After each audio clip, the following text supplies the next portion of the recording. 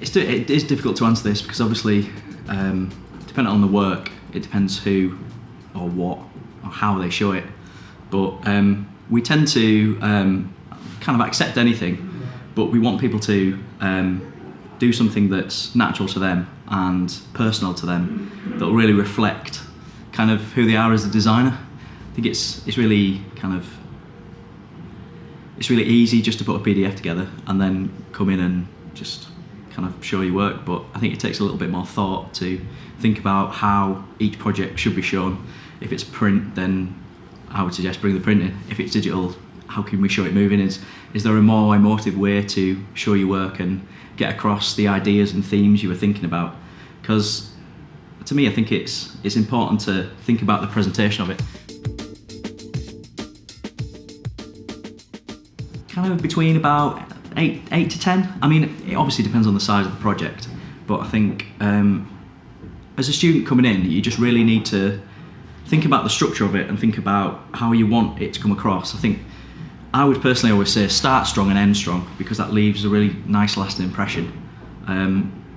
Depending on your size of projects, maybe between 5 and 10, I think is a good marker. You don't want to kind of always go on about all the finer details of everything, because it'll end up being having a chat for 2 hours, and I think I kind of make an impression of a person within kind of half an hour about how enthusiastic they are, how confident they are.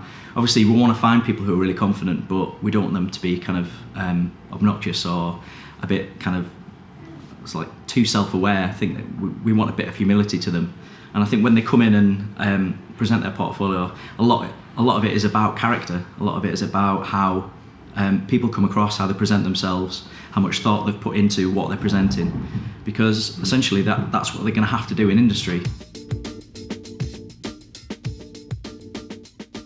It all depends on whether or not the person's there. So to me, if somebody's coming in and presenting their portfolio, I'd say probably project headings at a maximum.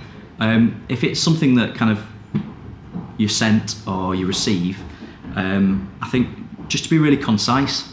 Obviously we'd love to have all the time in the world to look through everybody's portfolio and read everything about it, but increasingly as it gets towards graduation times, we get an influx of like thousands of people wanting to intern at music and kind of get across everything about them, and it's really difficult when you see a massive page of text for one project and you can't just kind of soak it all in. I think the easiest way to describe it is, who have you done it for? Why have you done it? What audience is it?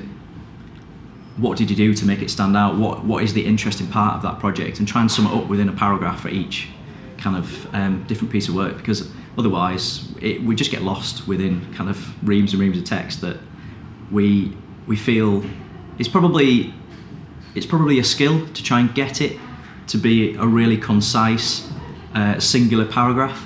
And I think again that's just another thing that translates well into industry. If you can get something really succinct into a presentation that you are taking to a client, then that ability to get that idea across quite easily and make them understand it is a benefit to us.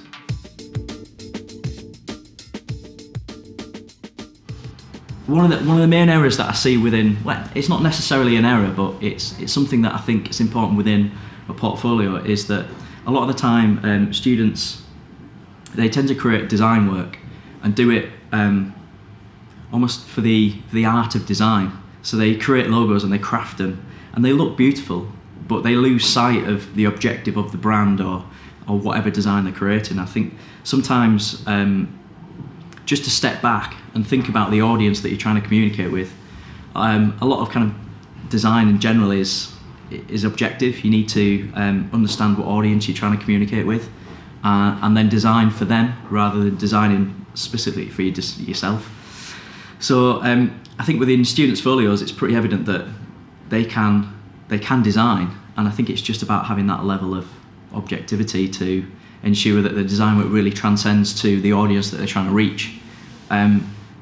Just having that within a couple of projects kind of makes you stand out from the crowd a little bit, I think. We got a lot of emails through, and most of the time I get it straight to my name because that's the contact on the website. So it's pretty obvious about who you're emailing.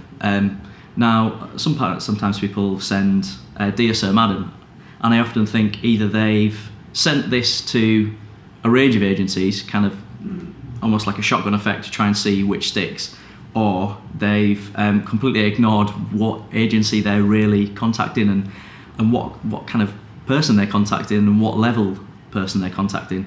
And that's kind of one thing that I wanted to touch about, like kind of the mistakes of people. I think it's really important to understand what an agency does if you're going to apply, because we do get random people applying saying that we're really interested in music and we've studied with this symphony orchestra and they've started going into production, and I have to email back saying, look, when we don't, sometimes we do produce music, but that's not our primary kind of source of communication.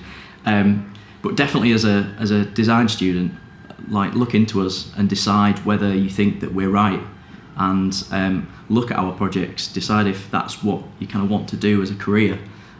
We approach things in not a unique way, but a way in which the kind of the idea leads.